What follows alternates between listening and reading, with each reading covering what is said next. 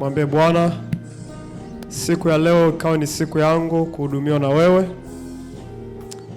Hebu muombe Mungu rehema, muombe Mungu kuelewa neno lake. Baba yetu ule mbinguni, tunalitukuza jina lako. Tunakushukuru Baba kwa kuwa imekuwa alasiri, imekuwa jioni, tuko nyumbani mwako ili Mungu wetu kwenda kula na kunywa mezani pako.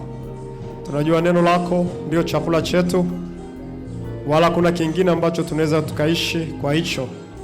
Tunaomba Baba, neno hili liingie mioyoni mwa kila mmoja wetu, liingie katika nafsi, likachome kabisa, liende likamalize kabisa uovu ndani yetu, liende likatuponye kabisa, likaondoe kabisa na majeraha na makovu yetu ndani yetu, ili Mungu tutakapotoka hapa tutoke na faida tuipatayo katika neno lako. Tunaliamini neno lako, tunakutukuza Baba yetu kwa kuwa umetusikia na upo katikati yetu kutusaidia katika ibada ya leo. Asante Roho Mtakatifu kwa kuwa umetusikia, katika jina la Yesu tunaomba tukiamini, na wote tuseme amen. Makofi, shangwe na vigelegele. Makofi, shangwe na vigelegele kwa Bwana wa mabwana na mfalme wa wafalme, Yesu Kristo. Haleluya. Chukua nafasi yako sasa.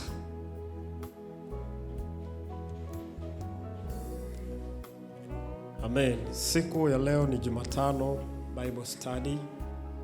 Tuna nafasi ya kusikiliza neno la Mungu, lakini tuna nafasi pia ya kujifunza kwa majadiliano, mahojiano ya rohoni. Kwa hiyo utakuwa na swali, hebu lihifadhi, baadaye tutakapoenda kujifunza kwa njia hiyo, kila mmoja aweze kushiriki nafasi hiyo. Bwana Yesu asifiwe. Basi tukajifunze sasa somo letu la leo. Kichwa cha somo kinasema wajibu wa uso na mfano wa Mungu. Wajibu wa uso na mfano wa Mungu. Wajibu wa uso na mfano wa Mungu. Kwa hiyo tutaona uso na mfano wa Mungu, na tutaona wajibu wa uso na mfano wa Mungu. Tufungue kile kitabu cha Luka sura ile 20 na ule mstari wa 21 na ule wa 26. Luka sura ile 20 mstari ule wa 21 na ule wa 26 hadi ule wa 26. Angalia haya majadiliano.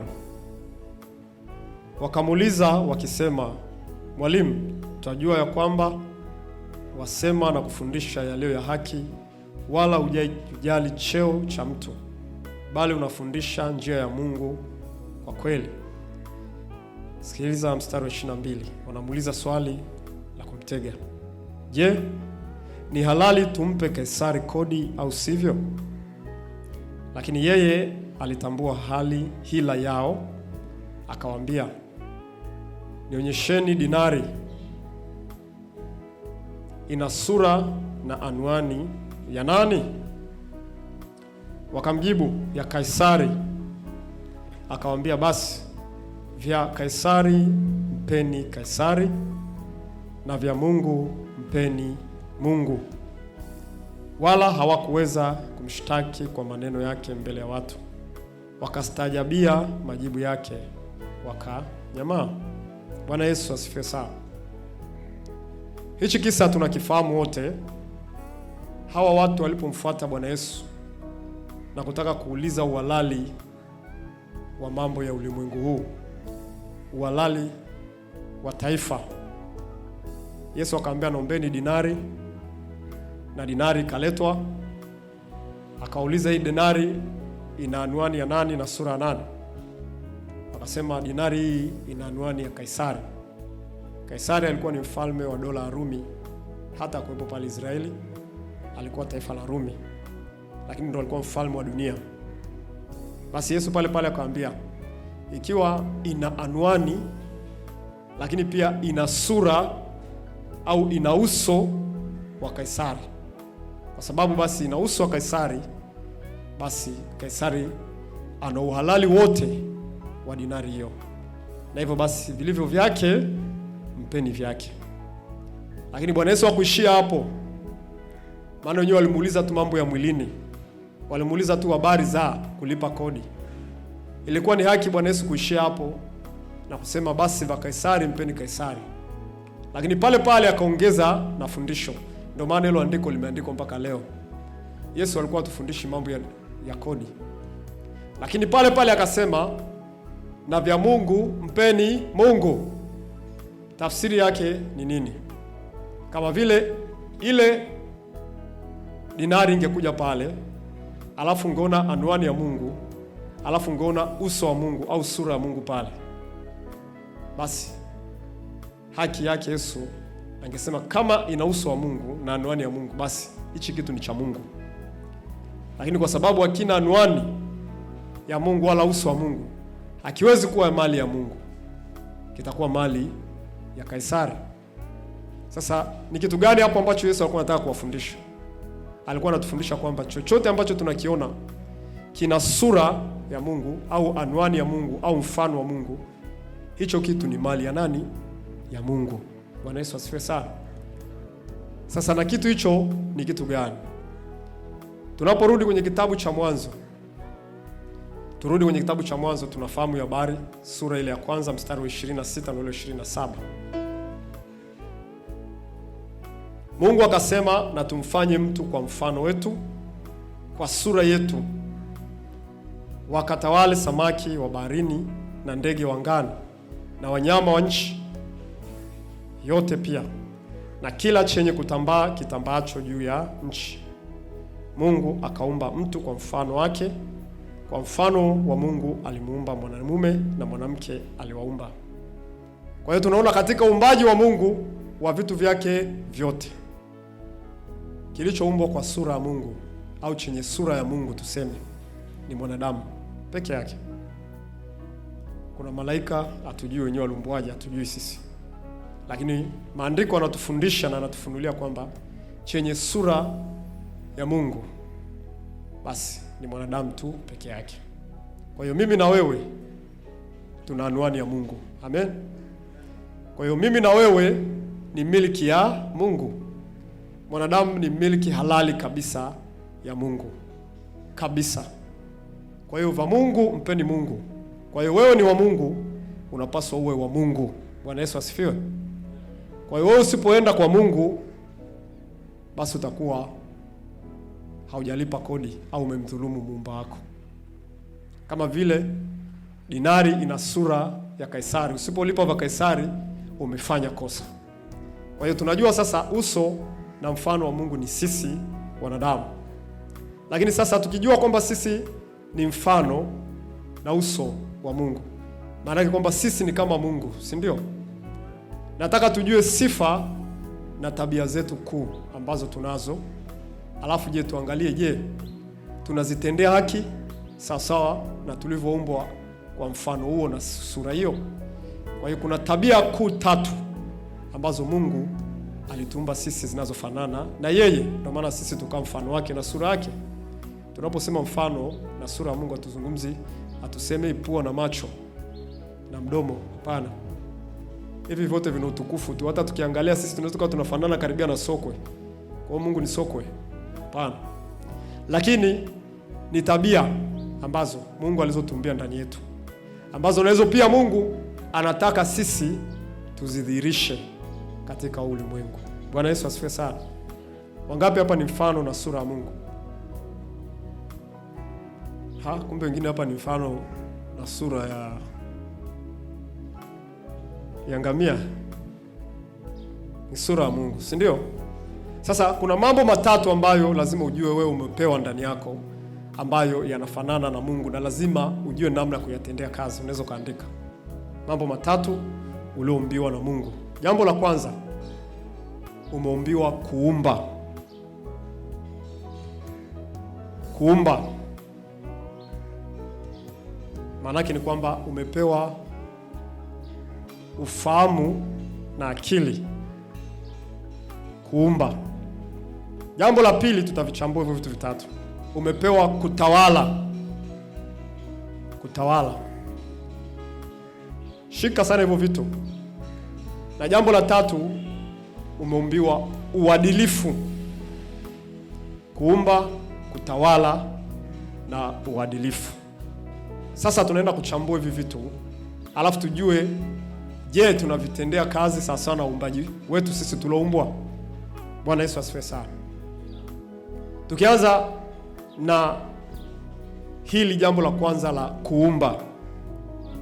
Manake Mungu katuumba kwa mfano wake na kwa sura yake, ili na sisi tufanye kama alivyovifanya yeye. Sio alituumba tu ili atuangalie afurahi, lakini sisi ni wawakilishi wake tukiwa hapa duniani. Sasa maana ya Mungu ni nini? Tushajifunza mara nyingi hapa na kila mtu anajua. Maana ya Mungu ni muumba.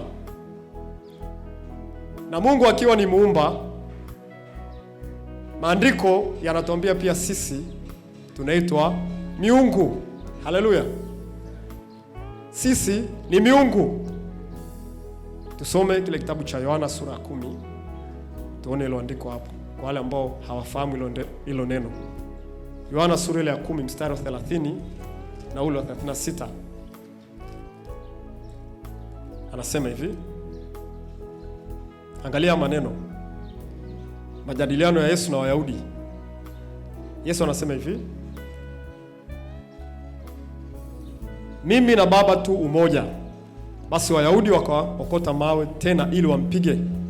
Yesu akawajibu, kazi njema nyingi nimeonyesha zitokazo kwa Baba. Kwa ajili ya kazi ipi katika hizo mnanipiga kwa mawe? Wayahudi wakamjibu, kwa ajili ya kazi njema hatukupigi kwa mawe, bali kwa kukufuru, na kwa sababu wewe uliye mwanadamu wajifanya mwenyewe Mungu. Wayahudi hawakuwahi kujua sifa ambayo aliumbiwa na Mungu tangu zamani. Wakadhani sisi tukisema sisi na Baba tu mmoja, yani tumechukua position ya Mungu, lakini hawajui kuwa pia sisi ni miungu. Yesu anaanza kuwafunua akili yao. Mstari wa 34. Yesu akawajibu, je, haikuandikwa katika Torati yenu? Anarudia kwenye Torati, ya kwamba mimi nimesema ndinyi miungu. Ikiwa aliwaita miungu wale waliojiliwa na neno la Mungu, na maandiko hayawezi kutanguka. Haleluya. Tuishie tu hapo. Kwa hiyo Yesu akaanza kuwafundisha kwamba kumbe amjijui kuwa ninyi ndinyi miungu. Kwa hiyo kumbe sisi ni miungu. Kwa kama ni miungu tunaumba. Kwa kama tukiumba, kitu ambacho Mungu anatarajia ndani yetu ni kuona kazi ya uumbaji ndani yetu. Bwana Yesu asifiwe sana. Sasa kuna swali mtu anaweza kauliza, sawa, tumeambiwa tunaomba, sasa tunaomba nini au tunaombaje? Ni swali ambalo pengine unaweza kuwa unajiuliza au ulishawahi kujiuliza. Sawa, sisi ni miungu, sasa tunaomba nini sasa? Amina. Mungu wetu ni muumbaji. Yeye aliumba katika vitu visivyo kuwepo.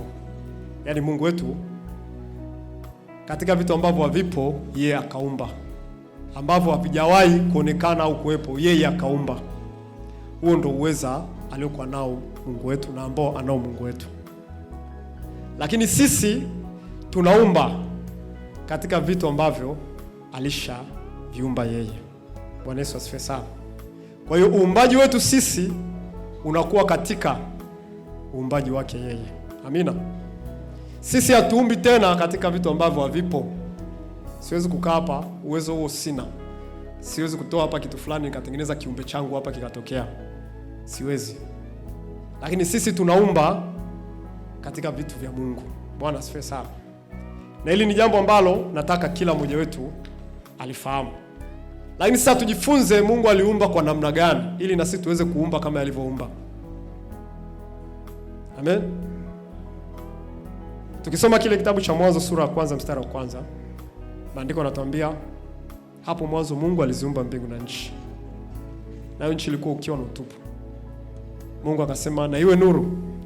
Kwa kuna Mungu kusema, na Mungu aliposema kitu kikatokea.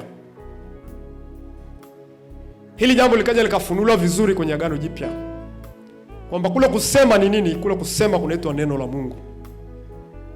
Ukisoma kitabu cha Yohana sura ya 1 mstari wa 1 inasemaje?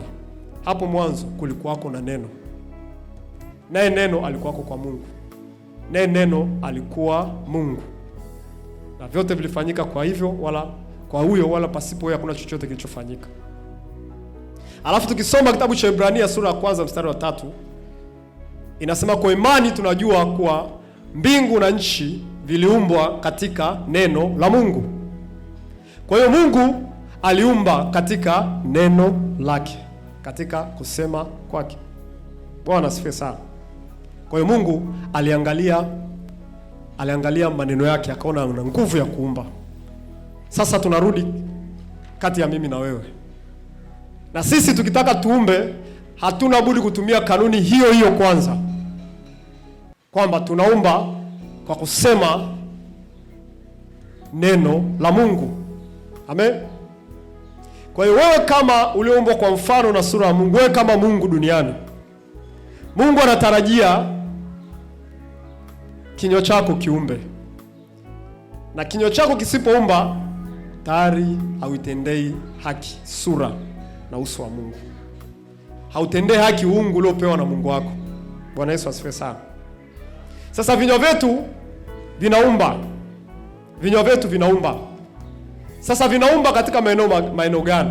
Nataka nikuonyeshe maeneo matatu na jinsi ambavyo tunapaswa tutumie vinywa vyetu. Hili darasa ni practical. Amen. Sikupi tu maelekezo na vifungu, lakini nataka tukitoka hapa tuendeleze uumbaji wa Mungu wetu. Uumbaji wetu, neno la kwanza ambalo natakiwa litoke katika kinywa chetu likaumbe ni neno linaloitwa neno la Injili. Bwana asifiwe sana. Neno la Injili. Maneno mengine, una maneno mengi katika kinywa chako, lakini neno la Injili, yani manake la kwenda kuhubiri habari njema za ukombozi wa Yesu Kristo. Hili neno linaenda kuingia katika maisha ya mtu. Likiingia katika maisha ya mtu, huyu mtu anaumbwa. Amen. Mungu alimuumba mwanadamu physical unayemuona, lakini kuna mtu mwingine ambaye anaumbwa katikati ya huyu mtu. Ndio maana kwa nini tunasikia kitu kinachoitwa kuzaliwa mara ya pili. Kuzaliwa mara ya pili ni uumbaji. Na mtu hawezi kuzaliwa mara ya pili kama hajaisikia Injili. Na anapoisikia Injili akashawishwa akaamini, anaokoka, kazaliwa mara ya pili. Kwa hiyo yule mtu ambaye amempa Injili, yule mtu kamuumba kwa lile neno alilompelekea. Ndio maana maandiko yanasema neno la Mungu li hai. Sasa wewe unatamka lile neno la Mungu ambalo ni Injili, habari njema. Mtu fulani anashawishika, mtu fulani anabadilika, mtu fulani anampokea Yesu Kristo, tayari wewe unaitwa Mungu duniani. Bwana Yesu asifiwe sana. Wangapi hapa wameshawahi kuumba? Mpaka uje kuumba mpaka sasa hivi? Au unasubiri nikwambie tokeza panya hapa au mtu fulani hapa? Umeshaumba. Haleluya. Lakini sasa mwanadamu aliyoko hapa duniani ambaye atoi neno la Injili au habari za Yesu Kristo ukombozi wake, Mungu anamuona huyu mtu, mbona hafanani na mimi? Mbona umri yupo tu. Yupo tu. Wanadamu tumekaa hatutumii vinywa vyetu kuumba, kuhubiri Injili. Amina. Mpaka ule mtu ashawishike. Unamfundisha, unamhubiria, unamfundisha, unamhubiria mpaka ashawishike, aokoke, ajazwe Roho. Jipigie makofi, unasema kweli mimi nimeomba. Kama umeshaomba, hebu jipigie makofi. Ni wawili tu hapa wameomba. Wengine hata hawana uhakika na uumbaji wao. Tujitahidi tu uumbaji. Amina.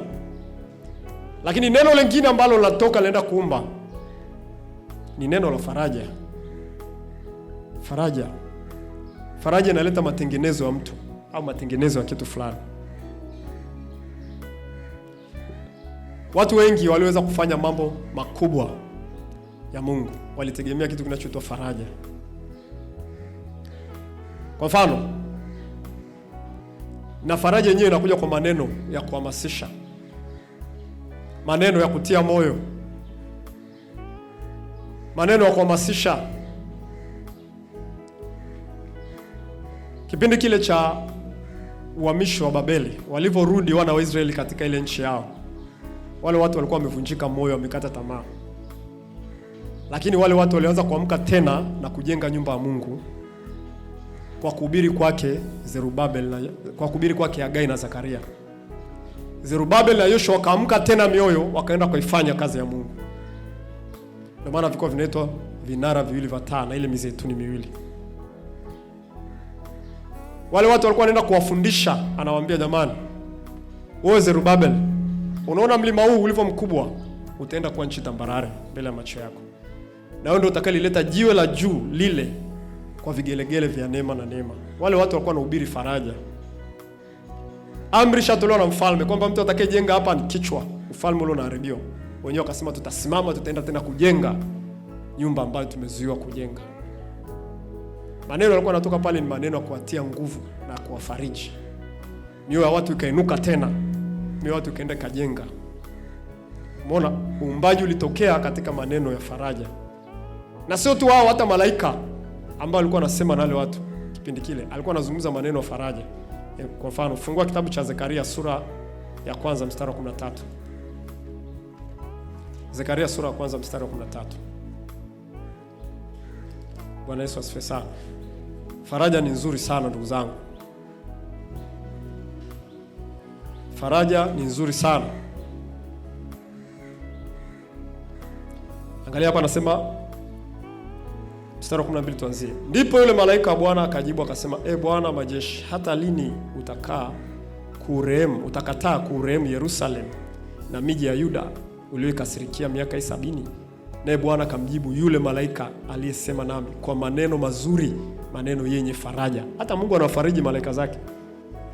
Basi yule malaika aliyesema nami akaniambia, haya, piga kelele na kusema, Bwana majeshi asema hivi, naona wivu kwa ajili ya Yerusalemu na kwa ajili ya Sayuni, naona wivu mkuu sana. Umeona? Maneno ya faraja na kutia moyo. Mungu alisema na yule malaika akaenda kaongea na Zekaria. Zekaria akaenda kaongea na wafalme wakaongea na Israeli. Israeli kainuka ikaenda kufanya kazi ya Mungu. Neno la uumbaji. Amen. Umba kwa kutumia faraja. Bwana asifiwe sana. Hii dunia ina machafuko mengi. Tufariji zaidi ya kubomoa. Amen. Neno lingine linalotoka katika kinywa ni neno la imani. Neno la imani ni tofauti na faraja, ni tofauti na injili. Naweza kwenda kuhubiri injili, naweza kwenda kufariji, lakini imani ni kuwa na uhakika katika ahadi zote za Mungu. Alafu unazitamka kwa ujasiri. Sasa neno la imani likienda mahali fulani, linaenda kuumba. Ndio hapo sasa labda unaona mtu ni mgonjwa. Unajua kabisa kibinadamu hii haliwezi kutoka. Lakini unajua neno la Mungu linasema kwa kupigwa kwake tumepona. Na unalitamka lile neno kwa nguvu na kwa imani. Bwana amekuponya, pokea uponyaji wako, pokea uzima wako. Lile neno unaumba uponyaji, unaumba kitu kingine ndani ule mtu. Sasa Wakristo sisi tunapuuzia maneno imani. Tunaona kwamba bana, utapona tu, Mungu atakusaidia, Mungu atakusaidia. Hatuna budi kutamka. Amina. Na tujizoeshe kutamka maneno imani. Amen. Mungu tunasema kwa imani tunajua kwamba dunia iliumbwa kwa imani. Imani yetu iko wapi? Tuhakikishe imani yetu inaumba, na Mungu anataka tuumbe kwa imani. Lakini katika uumbaji Mungu hakuumba tu kwa maneno. Pia Mungu aliumba kwa mikono yake. Bwana Yesu asifiwe sana. Fungua kile kitabu cha Zaburi sura ya 8. Zaburi sura ya 8 mstari wa 3. So maneno tu. To connect dot. Zaburi sura ya 8 mstari wa 3. Isome sura ya 8 yote itakusaidia. Angalia hapa anasema, nikiziangalia mbingu zako, kazi ya vidole vyako, mwezi na nyota ulizoziratibisha. Mbingu ni kazi ya mikono ya Mungu. Hata wewe ni kazi ya mikono ya Mungu. Bwana asifiwe sana. Mungu aliposema na tuumbe, afu akaenda akafanya. Ndio maana akatufinyanga sisi kutoka ardhini kwa mikono yake. Kwa hiyo Mungu akashika matope, akanifinyanga mimi na wewe. Mikono ya Mungu iliumba pia. Amina.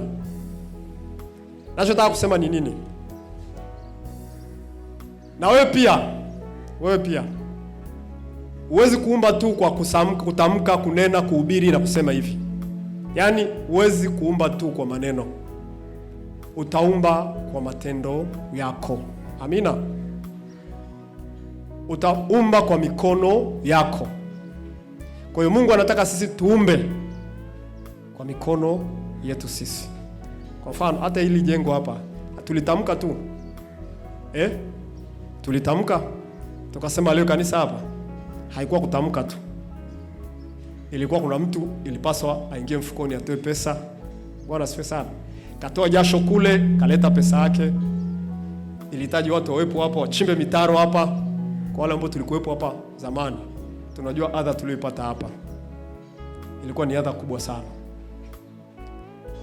Ilihitaji mtu wa namna hiyo. Na hivyo ndivyo ambavyo na sisi hatuna budi kutumia nguvu zetu. Naomba nisaidie kupunguza mwangwi. Na sisi hatuna budi kutumia nguvu zetu, kutumia uwezo wetu, kutumia vipawa vyetu kuweza kuumba kazi za Mungu hapa duniani. Bwana asifiwe sana. Kuumba ufalme wa Mungu hapa duniani. Tumepewa akili, sasa hapo ndo tunashughulisha akili na ubongo. Tunashughulisha nguvu zetu. Tunashughulisha miili yetu. Tunashughulisha kuwaza kwetu. Tunafanyaje hapa? Tunatoa huduma gani? Kwa namna gani tunafanya hichi kitu kiwe bora, kiwe kizuri? Mungu anasema kweli pale naona miungu duniani. Ndio maana wanadamu tunakuwa bunifu. Unajua ubunifu ambao tunauona kwa watu wa dunia hii, ukweli ni kwamba Mungu aliudesign uwe ni wa kwetu sisi, utumike katika kuifanya kazi ya Mungu. Hata speaker tunaona huu ni umbaji. Umeona? Tunatumia speaker kupaza sauti. Ilitumika akili na nguvu za watu waliwekeza pale kufikiri tunafanya nini, mikono ifanye nini. Wakagundua kwamba tunaweza tukafanya hivi, tukapate, tukagundua hiki. Kwa sisi tuna mavumbuzi mengi ndani yetu ya namna kufanya injili ifike mbali, ya namna kufanya Mungu onekane, ya namna kufanya Mungu adhihirike, Mungu atokee. Umekaa tu unasema okay, nimeshafikiria, nimeshaomba, nimeshafikiria, sasa nini natakiwa niwaze? Basi ngoja nikafungue magrupu fulani ya Instagram, ngoja nikafungue TikTok magrupu fulani, labda ngoja nikafungue tovuti, labda ngoja nifanye kitu fulani kanisani, ngoja nitengeneze mazingira fulani, ngoja nitengeneze program fulani. Ndio maana leo Wakristo wanashindana sana, lakini ukimwangalia Mungu anatembea katika program nyingi sana. Na leo kuna program nyingi, vitu vingi ambavyo mtu anavitumia kuhubiri injili. Sasa ule ndio uumbaji ambao Mungu anataka. Tusiwe wale tunatumia njia zile za kina Paulo katika karne 21.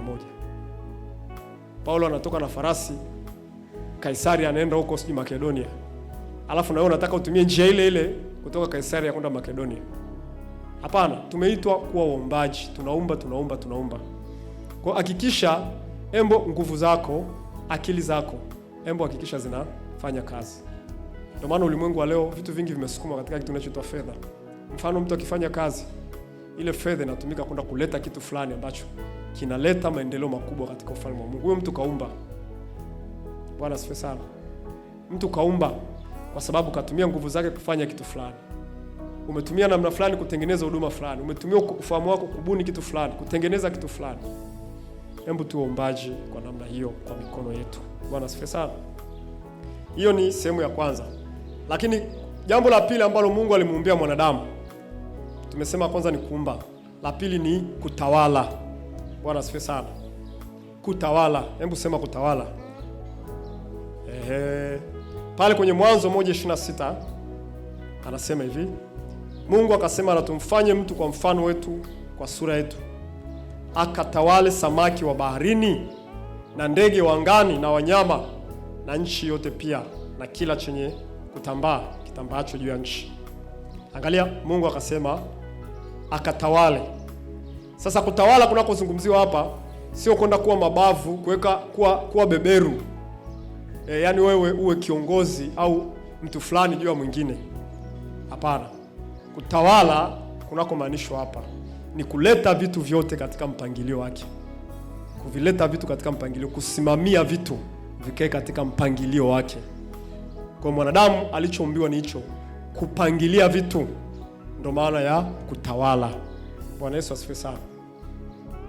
Sasa katika huku kupangilia vitu na katika kutawala na katika kusimamia, ndio hapo sasa kunaweza kukatokea vitu vinavyoitwa sheria, vitu vinavyoitwa mifumo, vitu vinavyoitwa uongozi. Bwana asifiwe sana. Kutawala ni nyenzo nyingine, yani ni sifa nyingine ya huyu mtu aliye mfano na sura ya Mungu. Mungu alipokuja kuumba dunia, aliona dunia haina mpangilio wote. Ndio maana yeye ni muumbaji, tunamuiga yeye. Alipofika akashuka juu uso wa maji, uso wa vilindi vya maji, akaona duniani kote kuna giza. Maji hayana mipaka.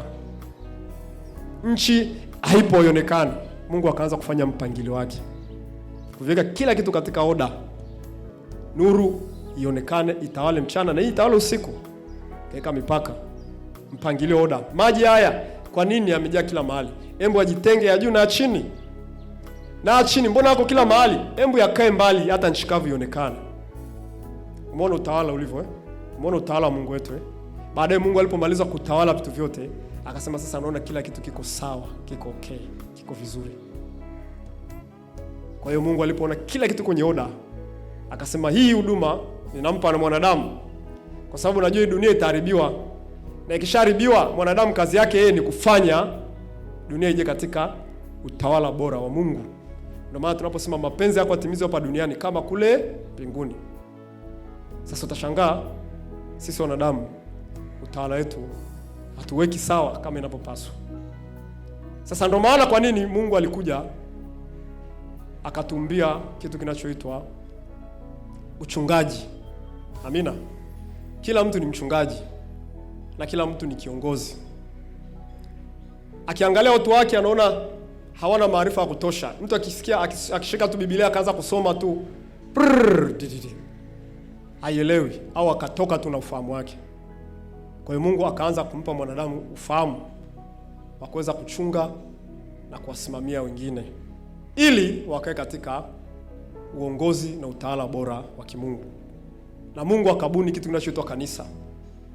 Kanisa ni utawala wa Mungu, kwamba watu watawaliwe, wasijamulie tu vitu wakatoka katika nje na utaratibu wa Mungu. Sheria ipo kama vile sheria nchi Mungu aliruhusu iwepo, lakini kuna sheria rohoni. Na sisi kama watu wa Mungu tunaisisitiza na tunaihimiza ili watu waweze kuifuata. Huo unaitwa utawala. Lazima wewe kama Mkristo uwe kuna mtu ambaye unamchunga, unamsimamia, unamtawala. Sio kumtawala kwamba unakaa juu yake, lakini unahakikisha kwamba unamweka katika oda na mpangilio wa Mungu. Bwana, huyu anaamini hivi, unamrekebisha. Haipaswi kuamini hivi. Huyu anaenenda hivi, unamrekebisha. Ndio maana kwa nini kuna makaripio, maonyo na kukemea. Yote hayo ni kutuleta katika utawala. Na hiyo ni huduma yetu sote. Bwana Yesu asifiwe sana. Hakuna mtu ambaye ameumbwa bila huduma hiyo. Hii dunia imeharibika, iko corrupted. Iko corrupted hii dunia. Kila mmoja lazima ajue kwamba lazima awe na fundisho la uongozi ndani yake na utawala bora. Uongozi na utawala bora wa Roho Mtakatifu. Lakini sasa ukiwa wewe huwezi kutawala, kwanza kujitawala wenyewe huwezi. Alafu huwezi pia kwa tawala wengine. Kuna kasoro. Umeshindwa kuweka vitu katika oda ya kimungu, kuna kasoro. Kwa hiyo lazima tujifunze kuviweka vitu katika usimamizi au mpangilio mzuri wa Mungu. Ndio kazi yetu hiyo tulitoa hapa duniani.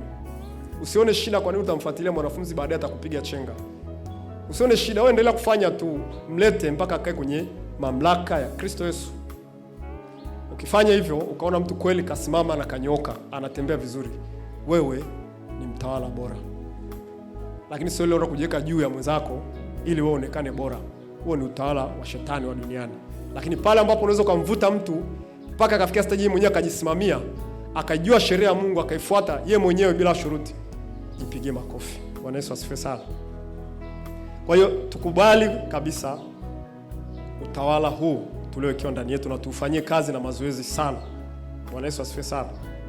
Tufanyie mazoezi sana na Mungu atakuwa pamoja na sisi. Lakini jambo la mwisho ambalo Mungu alimuumbia mwanadamu kama yalivyo ni uadilifu. Uadilifu ni nini?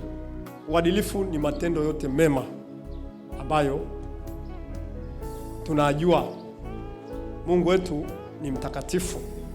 Mungu wetu ni mwaminifu. Mungu wetu ni mpatanishi. Mungu wetu ni mwenye fadhili. Mungu wetu ni mwenye huruma. Mungu wetu ni mwenye rehema. Mungu wetu alituumba na sisi tu watu wa namna hiyo. Bwana asifiwe sana. Fungua kitabu cha Efeso sura ya 2 mstari wa 10. Wa Efeso sura ya 2 mstari wa 10.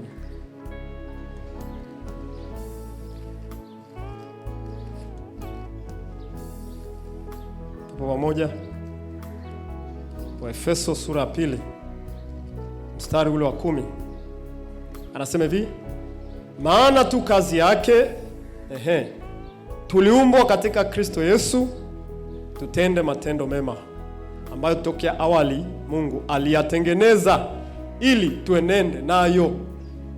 Kwa hiyo sisi tuliumbwa ndani ya Yesu Kristo ili tutende matendo mema ambayo Mungu aliyatengeneza toka awali tuenende nayo. Kwa hiyo wewe mwanadamu, ndani yako una sifa za matendo mema kama Mungu alivyo na matendo mema. Katika mambo ambayo Mungu alijifunua, hata sio ambayo alijivunia yeye, sio kwamba ni Muumba. Yeye alijivunia sana upendo. Alijivunia sana upendo. Alijivunia sana uaminifu. Ndio maana anasema mbingu na nchi vitapita lakini neno langu litadumu milele. Mungu anajiita ni Mungu wa rehema. Na sisi tunapaswa tuwe watu wa rehema. Mungu wa upendo, tuwe watu wa upendo. Tukiwa hapa duniani lazima tujue kabisa tunapaswa tuwe kama Mungu. Mungu alikuwa ni mtoaji. Kwa maana jinsi hii Mungu aliupenda ulimwengu hata akamtoa mwanawe pekee ili kila muamini asipotee bali awe na uzima milele. Kama aliweza kumtoa mwanawe pekee, na sisi tumeitwa hapa duniani kuwa watoaji. Jitoe nafsi yako, jitoe sadaka, mtolee Mungu mapato yako, fedha yako. Toa kwa sababu wewe ni mfano na sura ya Mungu. Ukiwa kama mtoto wa Mungu, fanyia kazi sana matendo yote mema. Hayo ndiyo yanayotuonyesha sisi ni miliki na sisi ni miungu na sisi kweli ni wanadamu tulioumbwa kama Mungu. Tunajifunza kupenda. Lakini tusipopenda hatumtendee haki Mungu aliyetuumba kwa mfano wake na kwa sura yake. Tunajifunza kuwa wavumilivu. Mungu amekuvumilia kwa mangapi? Mimi nikihesabu nilovumiliwa kwanza hasabiki. Kuna mahali nasema hapa kweli Mungu alinifanyia favor kabisa. Yaani kwa umri wote, miaka yote niliyopitaga nafanya ujinga, ulikuwa unaniangalia tu. Na sio kwamba nilikuwa sisikii neno la Mungu. Nilikuwa nalisikia, injili nilikuwa nasikia vizuri tu. Na ilikuwa inaniponda hata wakati mwingine moyo. Lakini nikitoka hapo naenda na kona zangu. Nafanya mambo yangu. Mungu akanivumilia mpaka leo nimeokoka. Alafu leo ndugu yangu ananikosea mara moja, kweli nianze kumfikiria, niseme wewe sitasahau, wewe yani nimekusamehe lakini sisahau. Amesamehe sana na sisi tusamehe sana. Tabia hiyo ni tabia ya Mungu ndani yetu. Ni mambo ambayo tunapaswa tuyaishi kila siku, yani maisha yetu ya kila siku ndio hayo. Yani Mungu atuumba katika namna hiyo. Yani unaishi katika kuudhiwa, kusamehe kama vile tunomtendea yeye. Yeye mpaka sasa hivi Mungu anapata shida hiyo. Kila saa tunamkosea. Wanadamu wanafanyia vitu. Lakini yeye kwa sababu yeye ni Mungu anasema mimi ninasamehe. Alafu nataka kuona nikisamehe ndani ya mtu.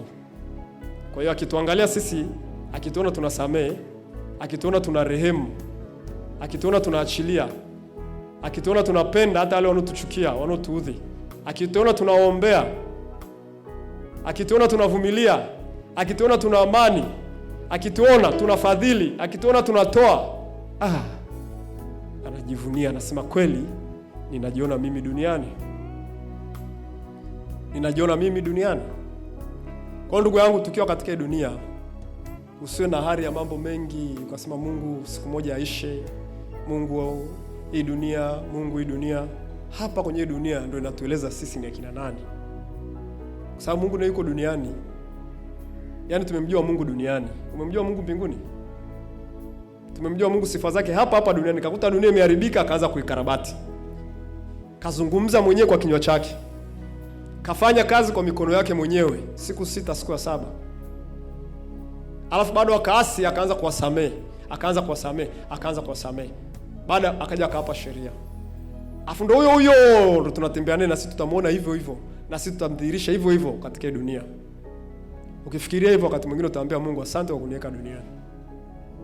Nakwambia kuna kitu kimoja Mungu alikeka ndani yangu kama hisia, kwamba Mungu anatufurahia sana tunapokuwa hapa duniani. Japokuwa na mbinguni atatufurahia, lakini Mungu anatufurahia zaidi hapa duniani, na yuko karibu na sisi zaidi hapa duniani, zaidi ile siku ambayo tutamuona uso kwa uso. Siku ile tunaambia Mungu, sasa hivi tunasema Mungu nataka nikuone. Yesu akamwambia, jamani, mnataka kumuona Baba? Aliyeniona mimi amemuona Baba. Sasa nataka muoneje tena Mungu? Yaani hizi tabia tunavyoziona, tunazoambiwa, ndio tumemwona Mungu, na Mungu ndio yuko ndivyo alivyo. Tukifika kule tutasema kumbe Mungu ndio ulikuwa mimi duniani. Kumbe ndio ulikuwa mimi. Kumbe ile wakati nasamehe, kumbe ndio uko hivyo. Ndivyo ambavyo tunamdisplay Mungu katika namna yake aliyotaka yeye. Hatuwezi kumwakilisha Mungu katika celestial world, ulimwengu wa fantasy. Katika mbingu tumekaa, tuna nywele nyeupe, tunafurahi na kucheka. Afu tunadhani tunaweza tukamdhihirisha Mungu. Tunamfunua Mungu dunia hii. Na katikati ya uovu, katikati ya mabaya, katikati ya corruption, kuharibika na kuvurugika kwa mambo, sisi ndio tunafanya kazi ya kutengeneza na kukusanya na kutengeneza na kukusanya. Kwa hiyo usichoke ndugu yangu kuikarabati kazi ya Mungu. Usichoke. Karabati kila siku. Tawala, yani tumeitwa kutawala, kuhakikisha kila kitu kinabaki katika oda. Watabomoa, we jenga tena. Watangoa, we panda tena. Kwa sababu wewe ni mtawala.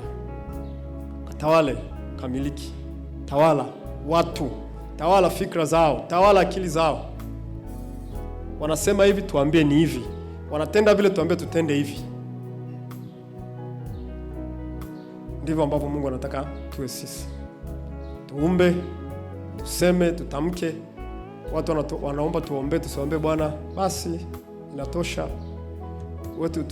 Mungu atakusaidia. Wakati mwingine tutumie neno la Mungu kuzungumza. Vinywa vyetu vina nguvu ya Mungu.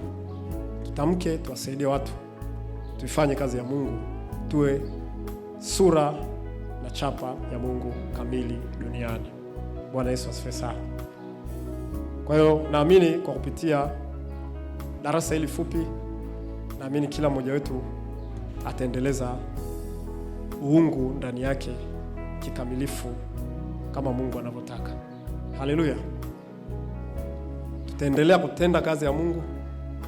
Tutaendelea kuwa miungu. Bwana, tusiwe visanamu.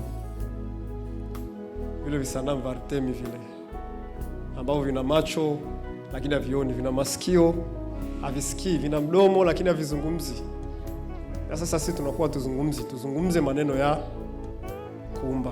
Tuumbe hata maisha yetu tuyatamkie, maisha ya wengine tuyatamkie, tuanenee, tuyasemee. Hivyo ndivyo ambavyo tumeitwa hapa duniani, kuumba kwa maneno yetu. Bwana asifiwe sana. Na hapo tujiangalie na vinywa vyetu visizungumze maneno maovu. Bwana yetu Yesu Kristo atusaidie sana. Basi kwa darasa hilo fupi tupate nafasi tumewahi kumaliza, ili tutafakari kwa njia nzuri kabisa ya maswali na majibu, lakini pia tutafakari tena neno la Mungu kwa undani zaidi katika mawazo na fikra zote za kimungu. Bwana Yesu asifiwe sana. Haleluya. Kabla ya kwenda kuomba, basi tuende mbele za Bwana tukajifunze kwa njia ya maswali na majibu. Karibuni kwa maswali, kwa michango, kwa kusema zaidi, tufunuliwe na Mungu zaidi na zaidi. Karibuni sasa.